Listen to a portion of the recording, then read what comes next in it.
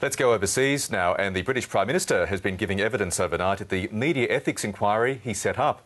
David Cameron has told the Leveson inquiry he has never traded policies in return for the support of the press. Paul Barry is a senior writer with the Power Index, and he joins us now from Sydney. Good morning. Thanks for your time. No smoking gun, but extraordinary nonetheless that a sitting Prime Minister had to be questioned for so long at an inquiry that he called for. It's been quite a parade of Prime Ministers at that inquiry. It's a treat to see them, really. And what we learned last night, I think, was that nothing remarkable in a way, nothing that we hadn't already remarkably learned already. But what we found was that the level of contact between the Tory government in particular and the Murdoch press was even more remarkable than we thought it was. Cameron owned up to another 10 meetings with Rupert Murdoch, 15 meetings with James Murdoch and 19 meetings with Rebekah Brooks. That was in opposition before he came into power, before Cameron got into power. And then in the 15 months when Cameron is in government, there's roughly the same sort of number of meetings. He meets Rupert Murdoch 7 times and James, I think, 12 times. And he's meeting Rebekah Brooks as well. And then at the weekends, he's meeting Rebekah Brooks because he's very friendly with her and they have a country house in the Cotswolds. And it's really quite an extraordinary level of contact. And it's an extremely intimate and chummy and cosy contact that goes on. And it's really, it's very weird to listen to it, frankly. And do you consider it murky at all? Look, I don't think that's a healthy relationship at all. And you have to ask, what does either side get out of it? These are not just relationships. They're not just friends because, oh, they've met them and they like them. These are people on both sides seeking something out of the relationship. You can see what the politicians want. They clearly want good coverage from the media. They want to get support so they can get into office. What do the media get out of it? Well, they get to be players in the game. I guess that's one thing. But if your media proprietors are also involved, you have to think that they're looking for commercial advantage. There's a point somewhere there where Murdoch is going to have a deal that he wants to get through. He might have lots of deals. And in this case, he had one really big deal, B Sky B, the takeover. And it helps enormously to have the government on side, to have the government coming to lunch, to dinner, to drinks, to parties, to have that sort of intimate contact with the government where they are on your side. And there's one point last night where a text from Rebekah Brooks to Cameron was read out, and it went, "I am so rooting for you tomorrow in your speech, not just as a proud friend, but because we're definitely in this together." And that's the headlines this morning. We're in this together. That shouldn't be happening. And I wanted to ask you about that text message and the closeness. You've just come back from London and written a piece about Rebekah Brooks, that closeness between the pair. Yeah, well, they about 100 kilometres north of London is the Cotswolds. There's a town called Chipping Norton. They both have country weekenders very close to there.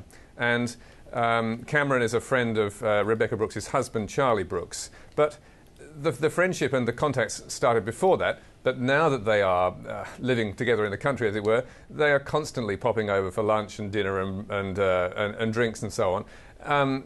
They're also often going to Elizabeth Murdoch's house and Matthew Freud's house, or to James Murdoch's house, and having social chit-chat there. So there is this, it's not just the professional contact, there is this relationship they have between them. And I think what happens, the problem with this is that when you get something like B Sky B, Cameron was asked to appoint someone to adjudicate that bid. He basically appointed the Culture Secretary, who was already incredibly pro-Murdoch. He knew him to be pro-Murdoch.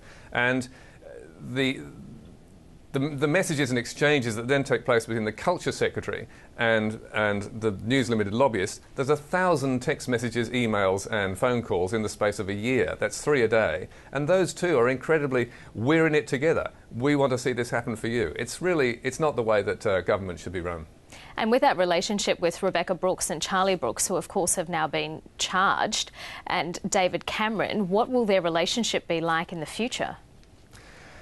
Well, I guess it's conceivable he'll be visiting her in jail. She's charged with perverting the course of justice, and that is a serious offence and carries a jail sentence. So it's quite conceivable she'd go to jail for that. She does have a young child. That may grant her clemency, I suppose, if she's convicted. But that's not going to happen until next year, that trial.